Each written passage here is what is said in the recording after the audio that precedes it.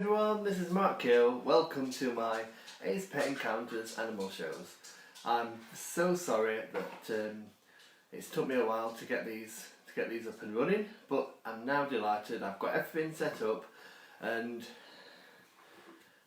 I'd like to say a massive hello to all you lovely children out there. These animal shows are going to be brilliant because you're going to get to learn about lots of different animals. And when we think about the world that we live in, we live in a world where there's lots of different animals, There's animals, hi Becca, hi Georgina. There's animals that live on land, there's animals that live on the sea, animals that, live in trees, animals that live underground. So I'm very happy to be doing these Ace Pet Encounters animal shows for your children while they are off school. So it's took me a while to get started. I did a recording the other day, didn't quite work out, so I thought the best way to do them would be to do a Facebook Live. It's a lot more relaxed. So these videos, you can watch them when they're live, or you can come back to them and watch them. Your children can watch them at any time. So I'm going to get started. So today we're going to be talking about rabbits. Now this is my rabbit Galaxy. He's about 10 months old and he is such a lovely boy. He's got such a lovely personality. He's very friendly. Some of the things we're going to be talking about today are what makes a rabbit a rabbit. We're going to be talking about what do we call animals that live in our home. We're going to be talking about how to recognise a healthy rabbit. And we're also going to be talking about different breeds of rabbits. So let's start first by talking about animals that live in our homes. Now, did you know that animals that live in our homes are also known as animals that live in captivity? And they're also called domesticated animals. But many animals also live in the wild. Now, we even find rabbits in the wild. There's lots of rabbits in the wild. And in the wild, rabbits live in places such as woods, forests. Ignore my cat going out the cat flap. And they also live in meadows. And they live underground in tunnels, special tunnels that they dig called warrens. Now, in these warrens, the rabbits have rooms for nesting, when they have babies. And they even have rooms for where they sleep at night. So there's so many fascinating things we can learn, about animals. When it comes to, different breeds of rabbits, there are 49 breeds of rabbits, and they all come in different colours, in different sizes. But one thing with rabbits in the wild, they're always brown. And this is so that they can blend in with their environment so that other animals can't see them. So, hi Sarah. So, Galaxy here is a mini Rex. As you can see, he's very laid back. Mini Rexes have got very soft fur. There's lots of other breeds like the Angora. Now, the Angora is a breed that people use to produce wool. Their fur is used to produce wool, which then goes on to make clothes. And there's another breed of rabbit that they use their fur to make wool as well, which is the Cashmere. You have the Netherland Dwarf. The Netherland Dwarf is a very small rabbit, little stubby ears. And then you've got a rabbit called the Flemish Giant. The Flemish Giant is a huge big rabbit. And I'm going to show you one of my other rabbits, because I've got a couple of different breeds of rabbits. I've got 4 rabbits in total, and they're called Galaxy. Galaxy's here. See, look, Galaxy. This is Galaxy. He's a lovely boy. Such a lovely, lovely boy. So friendly. I've got one called Oreo, after Oreo biscuits. I've got one called Parsnip, after vegetables. And I've got one called Harry. And Harry is lovely as well. Harry is one that I adopted from an animal rescue centre. Read some of the comments. What a lovely thing to Oh, thank you. I do apologise, it's taken me a while to get these up and running, but I want to give something back, because I love animals. It's no common secret. I've always been fascinated by them, so I'd like to, teach the children about rabbits. Lily says hi, her favourite animals is going to watch. Well, I say hi to you, Lily, as well, and it's lovely that you've come on here. So, what we're going to talk about now. How do we recognise a healthy rabbit? How can we tell if a rabbit's healthy? I mean, animals can't talk to us, can they? I guess it'd be very interesting if they could, but they can't talk to us. But there are things we can look out for. There are things we can look out for that we can look at the animal and notice, and that will tell us if they are healthy or if they are not healthy. It's like us. When we don't feel well, we might have a temperature, we might be sweating, our skin can go a different colour. We can certainly look like we're not feeling very well without even saying a word. So, the more we learn about animals, the more we will be able to tell when an animal is healthy and when an animal is not healthy. So I'm going to talk to you now about how we can tell when a rabbit is healthy. Well, the first thing is that a rabbit should always be taking an interest in his or her surroundings. Like us, if we go out, some of you children or some of us adults, if we go out, we always take an interest, don't we? We go to a different place, we'll be looking around, seeing different things, meeting different people, experiencing new things. So a rabbit should always be taking interest in his or her surroundings. Now, Oreo is so laid back, but you can see he's taking an interest. He's looking around, he's taking it all in. Can't hide anything from this rabbit. It's so laid back. They should have nice, clear and bright eyes. And do we think that our Galaxy has got nice, clear, bright eyes? Well, I'm going to hold him up for you to see. Yes? Got lovely, nice, clear and bright eyes. Has he got nice and clean ears? See, ears are very important, because if we don't look after our ears, how will we hear anything? And rabbits' ears in the wild, and even rabbits that live in our homes and outside in the gardens, their ears are very, very important. Because have you ever noticed that a rabbit's ears are always twitching? That's because they're always listening. So they've got a very good sense of hearing. You see his ears moving now. So I'll look inside his ears, very gently. They're very nice and clean. Have you ever seen a rabbit clean his own ears? It's fascinating, because they'll sit there on their back 2 feet and they'll use their 2 front feet to pull their ears down and clean them out. So a rabbit is very good at, looking after, taking care of themselves and making sure they're all nice and clean. One thing with mini Rexes is because that their fur is so soft, they need a little bit of extra help. So I have to groom Galaxy quite often, because when rabbits are babies, right, they have baby fur, and when they get older, they develop adult fur. So they molt. So I'm going to show you. Let's see, look. So I have to groom him, because if I didn't, hair would be all over the place. I'd be sneezing all day.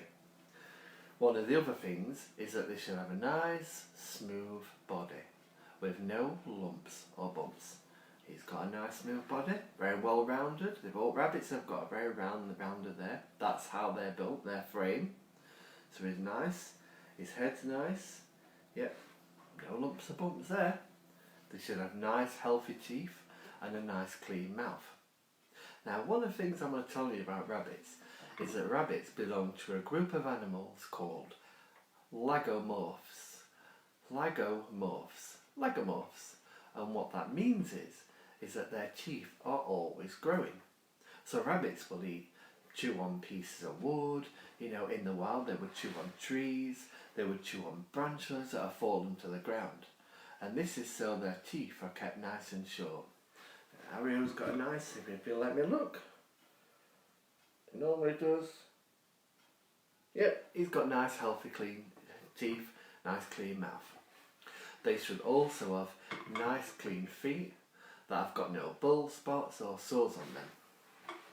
Should we take a look at his feet? Yep.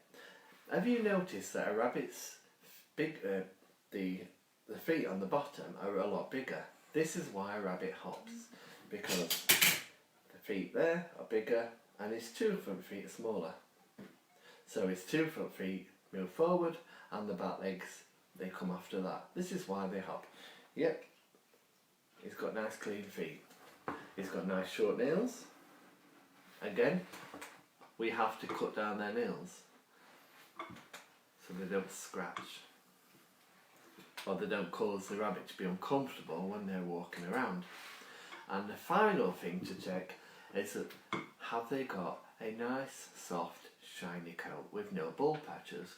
Because if they had any bull patches, that would maybe tell us that something was wrong with the rabbit. No. I mean, plenty of people have bull patches. I've got one myself on top of there, I'm sure, somewhere. But no, Galaxy has got no bull patches at all. He's got a very soft, nice, shiny coat. And as you can see, he's definitely taken an interest in his surroundings because he is such a... Are you there? Are you there? Such a friendly boy. Very friendly. You see, the thing is, if you've got a rabbit, or maybe one day you'd like to get a rabbit, and you want them to be tame like this, it's not hard to do. You have to kind of just get your rabbit used to being around you by stroking them, being kind around them, you know, treating them exactly how you would like to be treated, just being nice, you know, giving them a nice home, giving them nice healthy food, and just giving them a good life and making sure that, you know, they're not just sat in their hutches all the time, bored, that they're out moving their limbs, they're exercising, they're getting to enjoy the sunshine. You know, one of the things I want to say as well is if any of you lovely children, if you have any questions at all, I would like to get your parents to put the questions in the comments and I will answer any questions. And one of the things I want to do as well is I want to set you some little tasks. So maybe some little paintings you can do or some drawings. We could have some competitions. Ask your mums or dads to post your picture in the group so that I can see them. Because I'd love to see them. I'd love to see the things that you do, your artwork. So, now we're going to talk about how to pick up a rabbit. There are several ways not to pick a rabbit up. And there is one right way to pick a rabbit up. Now, I don't know if you've ever noticed this, but rabbits tend to have a lot of loose skin around their neck. Galaxy's got it, so it's got loose skin. It's like a fold of skin. They've always got a little bit of extra skin. Now, some people have been known to pick a rabbit up like that, by the scruff of his neck. That should never be done, because it can cause pain, it can hurt the rabbit. And imagine if someone picked you up by your head or your neck, I imagine it would feel quite painful. So we must always pick up, and all the animals we kind of come into contact that we can touch, we can pick up. We must do it properly. So the best way to pick up a rabbit is always by supporting his bottom and the middle of his belly. So like so. So we get one hand there, and we get a hand under his stomach, and we scoop. And when you do it properly, a rabbit will not struggle, especially if you practice doing this, because he will feel safe and secure. If you was to pick him up just by his stomach, that would hurt his stomach, it would hurt his ribs. But when a rabbit feels happy and safe and secure, well, then we all get to benefit from the lovely companionship that animals can bring us. There you go. See, this Galaxy is like this because ever since he was a baby, he's so used to being held. He's been held a lot. And every morning he comes to his cage and say, "Good morning, Galaxy, how are you this morning?" And he comes to the front of his indoor cage for his little fuss and his little morning treat. So what else can we talk about? Oh, let's talk about baths. So many of us need baths, but we have to have baths on a regular basis, or showers, so that we're nice and clean and we're not stinking. A rabbit is one of the animals. He doesn't need a bath because rabbits are very good at cleaning themselves. And if you ever watch a rabbit, you'll see how they'll turn their neck right round, they'll be grooming, they'll wet their paws, they'll pull their ears down. If we're lucky, we might even see Galaxy do it, or one of the other rabbits do it, in one of these videos. It would be nice to see. So they're very good at cleaning themselves. Like I said before, what I have to do with Galaxy is I have to groom him because he molts a lot. And if I was to leave him to do it himself, it wouldn't be very nice for him because he would get all that loose hair in his mouth. Imagine if we had to groom ourselves and we had all that loose hair in the mouth. It wouldn't feel and it wouldn't taste very nice, would it? So is there. So I'm going to show you now one of my other rabbits. And the other rabbit I'm going to show you is Parsnip. Parsnip. Parsnip is a different breed of rabbit to Galaxy. Parsnip is a mini lop. Parsnip is lovely. So, let's see, look, he's so inquisitive. He's so inquisitive. So we're going to put Galaxy back outside. It says, a female must go to watch. Oh, bless her. I'm sure all these parents are going to be really smiling at me when all the children suddenly want a new animal. So I'm going to go and get Parsnip now. And you can see the difference between a mini Rex, which is what Galaxy is, and a mini lop. So just give me a second and I'll go and get Galaxy. Parsnip. Parsnip is lovely as well, but is a lot more energetic, shall I say.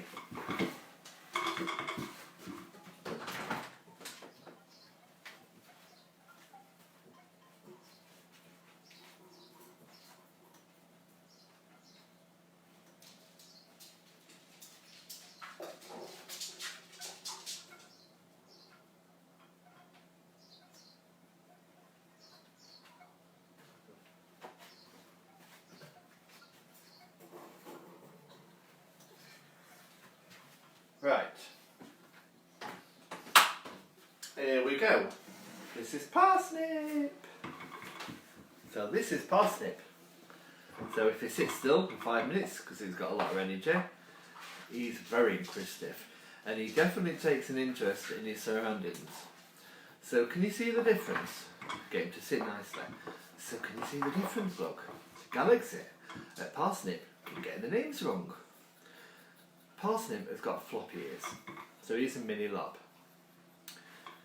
It's really fascinating when you learn about all the different breeds, because when you see them all, it's really interesting. You see big ones and smaller ones and even smaller ones and even bigger ones.